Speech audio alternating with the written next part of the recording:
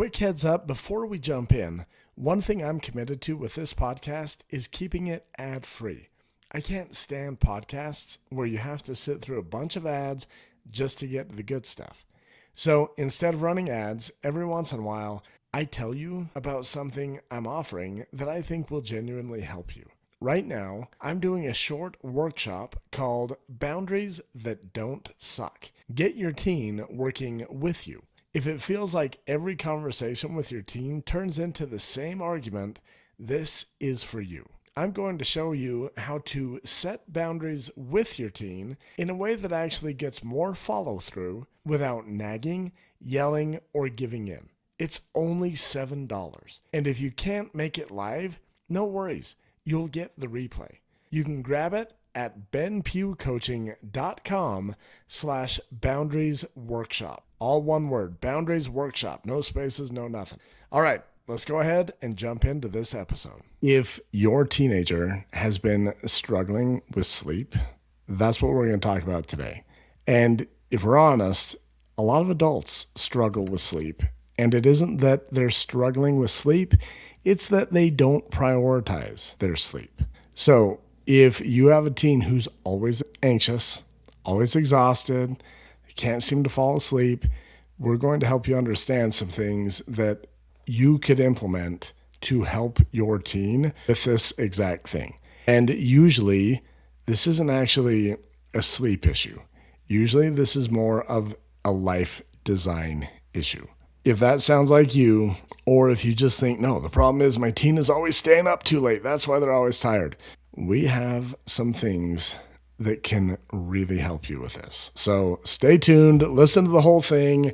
If you're like most parents, you have a teen that wanders around your home like a zombie, and we're going to teach you some really simple things to help you deal with that. Cortni, I am curious, when you were a teen, what did your sleep schedule look like? Oh, Lord, that was so long ago.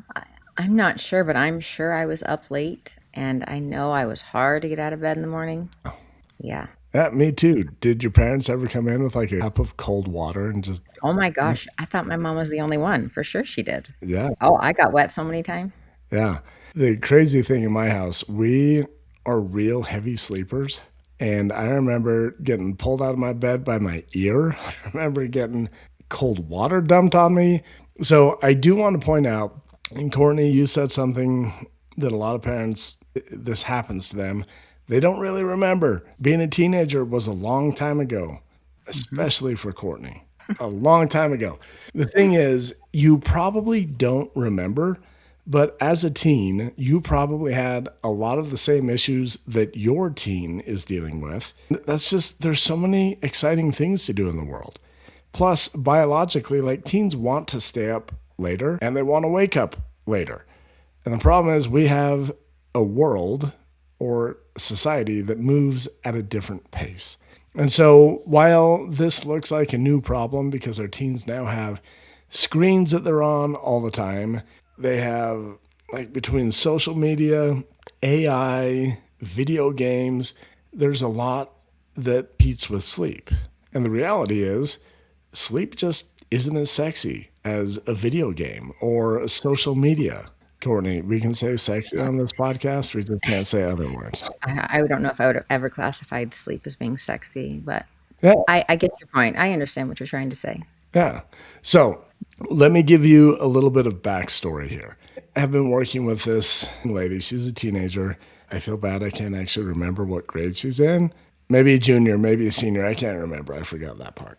She came to me specifically for sleep. And her and the mom are like, hey, we need you to help her sleep better. She can't fall asleep at night. She can't stay asleep. And then she has a really hard time waking up in the morning. And sometimes she'll just sleep through her alarm. If she does get up on time, she's just a zombie and she can't function. And she's just tired all day long. And I have a sleep routine that I teach teens, and it works really, really well. Even if teens only do it like halfway, it still works really well. And these parents had heard about this, and they're like, Ben, we need you to help our daughter. So helped her for about 2 weeks, and she's doing the sleep routine, which really isn't that complex. It's just taking the last hour before you go to bed and turning it into a routine that supports you falling asleep. So we limit screen time. I don't want you on your screen that last hour. I have you do a thought download during that last hour. Brush your teeth, shower, put your PJs on, whatever it is you do, that all goes in that last hour. You'll kind of set up your next day by setting out your clothes or your gym bag or whatever you need for the next day. Super simple. Takes about an hour. And then the last part is because you know how many hours of sleep you want. You know what time you're going to get up in the morning. So you kind of mathematically figure out this is when I need to be going to sleep. And the goal is to get you in bed about 10 minutes before the time that you want to be asleep. And the reason for that is a lot of teens, I'm actually guilty of this too. Courtney, tell me if you've ever done this. Have you ever stayed up too late? Then you look at your clock and you're like, oh my goodness, I got to get up in like 6 hours. I got to hurry and fall asleep. I got to fall asleep as fast as I can. And the faster you try and fall asleep, you can't fall asleep. Does that ever happen to you? Yes. Yeah. And the magic is if I can get teens in bed 10 minutes early, there's no rush. And typically they'll fall asleep. This young lady is like, I don't have time to do the sleep routine. I'm like, it's only an hour. And if we need to, we can cut it down to half an hour. Like, let's keep working on it. It turned out it wasn't that she didn't have time to do the sleep routine. It's that she isn't making time for sleep. We did this exercise where we counted out all the time in a week that she spends on things other than sleep. So we got school, we got church, we got seminary, we got a job, friends, eating. All these things added up to somewhere between 128 hours a week and 138 hours a week. Courtney, how many total hours are there in a week? 68, Ben. Man, how did you just know that? I asked her before we hit record. She had no idea. I was off by like 4, and it was quick math. I didn't know the first time when I got into this, I had no idea how many hours there were a week. Anyways, the thing is, if you do some more quick math, if we have 168 hours a week, if you subtract 138 hours of those, you're left with only 30 hours a week for sleeping. And that comes out to about 4.5 hours a night. If we give this young lady the benefit of the doubt, 168 minus 128 is 40 hours of sleep. And you might be thinking, well, I work 40 hours a week. Maybe 40 hours of sleep is all I need. That only comes out to about a little over 5.5 hours a night. Now, the reason I bring this up to you, a lot of parents come to me and they say, look, my teen has a sleep problem. This is not a sleep problem. This is a lifestyle and a prioritization problem. Your teen is probably learning from the world, from you as their parent, because let's be honest, as parents, we do the same darn thing. But your teen is learning to prioritize everything in life first and then to take care of themselves with what little they have left over. And our goal, like if your teen is struggling sleeping, I guarantee you they have other struggles in their life. Courtney, this is one of my favorite things to tell teens. Do you know how we torture people nowadays to get information out of them? I mean, you just exhaust them, right? So that they're mentally not there. Yeah. Like the old idea of I don't know, chaining someone up to an old wire mattress and then hooking it up to a battery with rubber cables. I don't know. Haven't you seen that in the movies? That's how they torture No. electrocute them. Anyways, yeah, we don't do that. We feed them really well. We make them super comfortable. We treat them super nice so that they'll like us, but we do not let them go to sleep. And within, I don't know how many hours, I watched a video that talks about this once, and they're like, there's no truth serum, in real life. There's things that we can use that we claim are close, but they're like, nothing is an actual truth serum. But man, you get someone sleep deprived, and they have no filter. They can't help themselves. They start losing touch with reality. That's how important sleep is. So just to put this all in perspective, Courtney, what happens to you when you're sleep deprived? I get tired, cranky. Well, obviously tired if I'm sleep deprived. Cranky. I'm just not productive. I don't think as clearly. But I'd say probably crabby is the biggest one. Yeah, me too. Like I'm grumpy. It's springtime. I love spring football. We've got a bunch of eighth graders that are going to be on my freshman team next year. We're all lifting weights. And me and my 10-year-old have been going. My 10-year-old lifts weights with him. I'm still recovering from an injury. I haven't lifted weights. But even without lifting weights, if I stay up too late and then I get up early and I go lift weights, I'm grumpy in the morning or at the end of the day. Like when I'm running out of energy, I'm just grumpy. And my 10-year-old is grumpy. Like, I think that's just like if your teen's grumpy, they probably need more sleep. Yeah, I feel like when my child was more sleep deprived, when I would see him up late, he was crabbier. He was harder to deal with. He did give me more attitude. And then when I implemented that shutting off his phone at a certain time because of his missing assignments, he would go to sleep sooner because he was bored. So, I mean, if I kept his phone on and he could keep himself entertained, he'd stay up till 12 o'clock, 1 o'clock. Yeah. But now he's asleep by 11. Yeah. Because sleep's not as sexy as the phone. Parents talk to me all the time. They're like, my teen isn't motivated to do anything. And I'm like, okay, well, tell me, what exactly is it that your teen isn't motivated to do? Math. That's the number one thing parents tell me. Like, my kid is failing in math or biology or something insanely boring. And I'm like, okay, well, what do they do instead of that? And they're like, video games, talk to their friends on Snapchat, watch TV shows. I'm like, well, there's your problem. Like, how on earth is math supposed to compete with unlimited TV or video games? And so the same is true for sleep. Like, sleep is not sexy. It's not the thing that teens think, oh man, I need sleep. Like, no, there's other things like, oh, I got to hang out with my friends. I got to stay caught up on school. I got to do a job. I got to do all this. And so for this young lady specifically, like, she thought, I have a sleep problem. But as we dig into it, like, the sleep routine really helped, by the way. She's like, man, I'm able to fall asleep within 10 minutes. I sleep through the whole night. I'm getting pretty good at waking up on time. The problem is math. Like, 4 hours of sleep isn't enough. And she's got all these things added up, like 138 hours is not leaving her enough time to get the sleep that she needs. And no amount of magical sleep routine and morning routine is going to make up for a lack of sleep. And so a lot of parents, like, if you're like me, you probably set the wrong example. And Courtney, I'm going to be honest with you. Like, this is like a confessional time. Sometimes Deb and I will stay up and watch a show. Oh, even our kids. Like, have you ever watched Alone? No. Okay, it's this TV show where they send people out into the wilderness all by themselves to see how long they can last. I think I've seen like clips of it, but yeah. Oh my goodness, they do such a good job of getting you hooked because we do this all the time. Like, the episode will end and I'm like, what? How can they end right there? And my kids are all like, Dad, you're so dumb. Like, we could see it coming. They're building the tension. And I'm like, let's just start the next episode. And more often than not only do we start the next episode, but we finish that next episode. And now we're like, oh, but now we got to start the next one. But the problem is, I am modeling to my children, we're going to prioritize entertainment.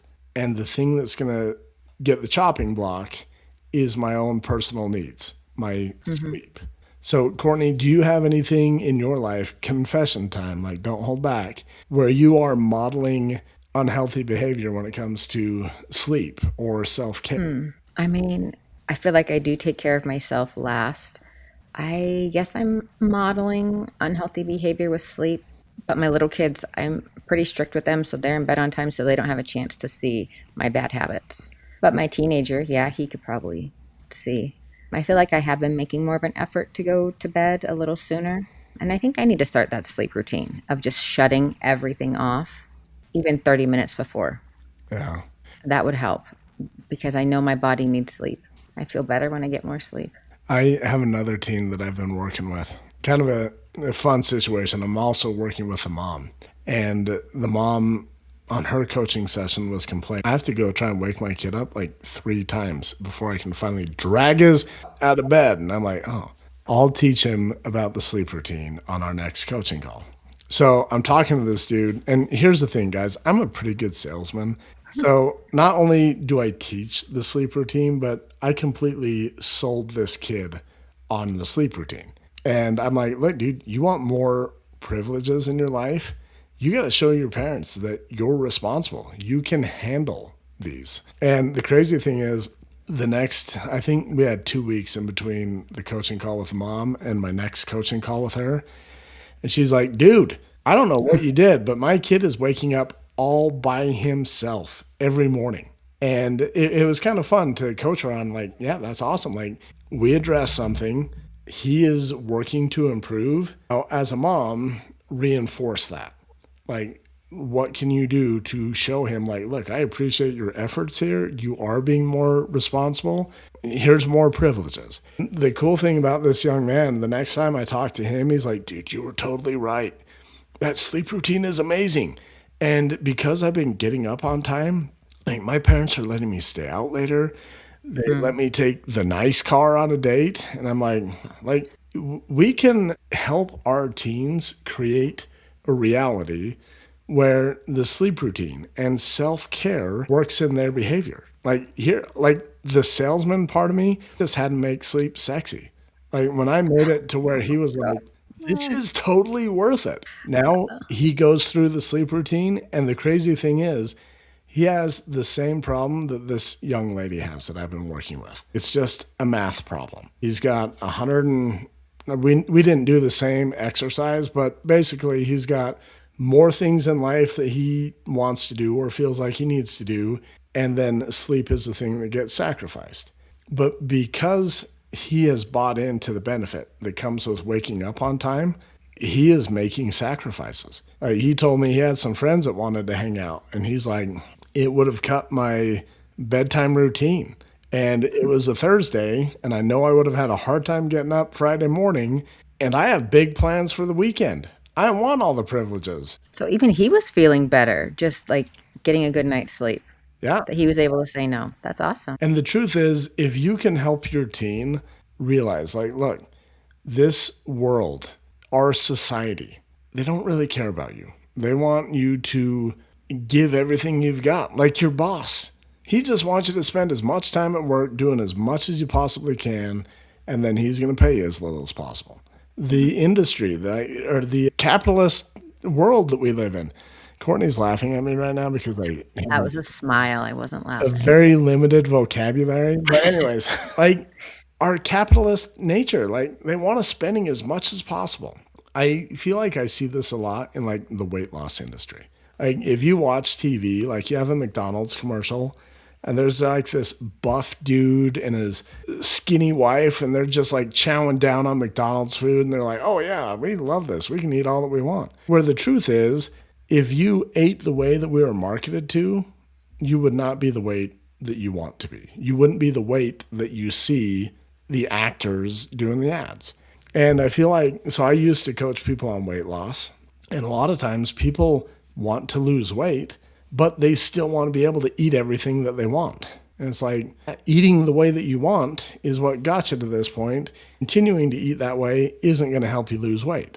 And the same is true for sleep. Like, being able to do everything is what is getting you sleep deprived. And if you want more sleep, and if you want to take care of that need, you are going to have to make some sacrifices. And it's not a Or sleep. Oh, go ahead. sorry, priorities. Like I I feel like you have a tool in your program where it's divided into four corners, and there's like the needs to do now, needs to do but not right now. Don't you have that little block where you can break down your tasks on what's critical, what's not, what can wait? Maybe that would be helpful to prioritize the things that you have to do and not go to the bottom two squares and get some sleep. Yeah, yeah. I actually have that up on my wall right here. That is Stephen Covey's four quadrants, if you're curious. And quadrant number one, these are things that are important and they're urgent. So, like, your house is burning down. Like, oh, it's important and urgent that we get everybody out. Yeah. Quadrant number two is where things are important, but they're not urgent. And I learned this hack when I was a high school principal.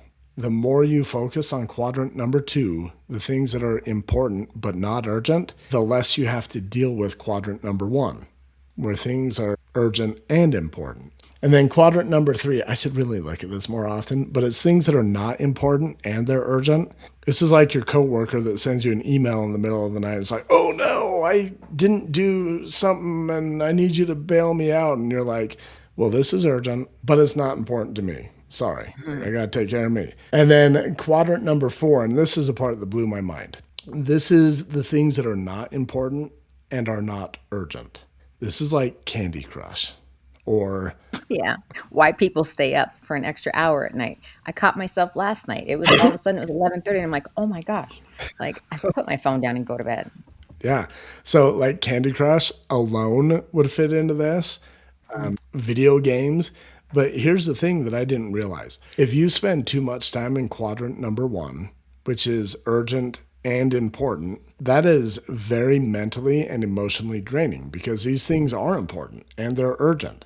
And then to decompress, what we like to do is spend a lot of time in quadrant number four, which is not urgent, not important. Like, man, I just got to take a load off. I'm going to do Candy Crush, or I'm going to watch a show, or I'm going to whatever it is. The secret is if you can get really good at doing quadrant number two, the not urgent but important, it will decrease the amount of time you have to spend in quadrant number one, which will decrease the amount of time that you spend in quadrant number four, just wasting time, that will help you spend more time in quadrant number two, which is much more emotionally sustainable because the stuff is important, which means it's more fulfilling as you do it, and it's not urgent, which means it's not just going to constantly drain you. I love that you brought up prioritizing. I want to ask you this. Where do teens learn how to prioritize? I would imagine their parents. Where did you learn how to prioritize? Probably maybe my parents, but maybe just the social pressures of having to get so much done, Yeah. you know? Yeah, I think there's a good balance of both. Like, if you ever saw my dad or heard my dad talk, like, people tell me all the time, dang, you look just like your dad, which is kind of offensive. I'm trying to look less like my dad. But I also sound just like him. Like, we have the same mannerisms, we have the same, like, we're just very similar. I learned that from him just by watching him. And I remember my dad trying to lecture me, and it's kind of like the Charlie Brown thing where all you hear is like, "Mm." But I watch him, or I watched him subconsciously as a teen, and now that's how I show up as an adult. And that's fine. Like, that's something that is important for parents to realize. I'm having an impact on my teen. I better be more intentional with how I show up. And then the other part is the social pressure, especially in school. Like, I talked to a school counselor a couple of weeks ago. If this is your first time listening, you might not know yet, but I don't really love school. I was a high school principal for 5 years. I think school's a waste of time. I was talking to the school counselor, and I'm like, dude, we are demanding too much crap from our kids. Like, when it comes to school, like, why are we requiring them to do work without all the tools at their disposal? Like, wouldn't it be better to teach them how to use AI rather than pretending like it doesn't exist and then punishing the kids for using it? And anyways, one of the things that we're talking to, he's like, if kids want to be successful nowadays, they need to be spending 5 to 6 hours a night doing homework. And I'm like, so you want the kid to be at school for 8 hours, and then you want to add 6 more hours. And he's like, well, when they go to college, that's how it's going to be. And I'm like, it shouldn't be. Like, when are they going to party? When are they going to? But we have unrealistic expectations. And I feel like those are fueled by the unrealistic expectations that we put on ourselves as parents. And so, my invitation, you feel like your teen has a sleep problem, it's probably not a sleep problem. It's probably more a prioritization problem. And the best way for you to help your teen better prioritize their life and prioritize their personal health and their personal needs and sleep, the best way to do that is for you to model that for them and better prioritize your life. So that's the invitation. If your teen is struggling with sleep, I always go back to this. Look at yourself first. Ask yourself, how can I be the change that I want to see? And Courtney, what would you say to that? Like modeling this behavior, where could that be hard? But why is it so important? I mean, they're going to learn their habits from us. They're going to do as we do, not as we say. You know, I feel like we can tell our kids so many things, but at the end of the day, it's what we do that they end up doing. Yeah. The truth is, like, most parents don't go into parenting like intentionally. They don't spend a lot of time thinking, oh, well, this is how I want to handle this. This is what I want to be modeling. And if you're listening to this podcast and you're thinking, oh my goodness, this is me. I have a teen that won't sleep, and I know I could do better taking care of myself. That's an invitation for you to approach parenting with a little bit more intentionality. And if you feel like you could use help being more intentional, I want to invite you. I just revamped my Parent Trap quiz. It used to take, I don't know, way too long. Now it only, like, you could do it in like less than 60 seconds. It's super easy. It will tell you exactly what some of the traps are that you're falling into. And these parent traps are basically where you are parenting without being intentional. And the easiest way to improve things with your teenager, whether it be sleep, whether it be behavior, whether it be their grades, is to improve things with yourself. And this Parent Trap quiz, it's super short. Like, you can do it in less than a minute, and it will help you do exactly that. And if you want to take that quiz, you can go to benpughcoaching.com/Parent Trap quiz. It's free. It's easy. Go do it. I think that Stephen Covey's The Four Quadrants is something that I should use every day. Maybe not just for sleep, but there are so many days I feel overwhelmed that maybe if I can just prioritize that, I would feel better and lighter. And maybe I'll sleep better at night because I won't be as overwhelmed by the end of the night. Yeah. And here's the crazy thing. If we were to put sleep into that quadrant, don't let sleep become quadrant number one. It's important and it's urgent because you're not going to get as much out of it. But if you can put sleep where it belongs in quadrant number two, be like, look, it's not urgent, but it is important. And if you just start prioritizing quadrant number two, I'm telling you, it'll have a powerful impact on your sleep. All right. Okay, Courtney, let's tell these people goodbye. Goodbye. Thank you for listening. We'll see you next time. And real quick, before you go, don't forget the Boundaries That Don't Suck workshop. If you're tired of having the same fights with your teen over and over again, this will really help. It's just $7, and you'll get the replay even if you can't attend live. So remember, you can sign up at benpughcoaching.com/boundaries workshop.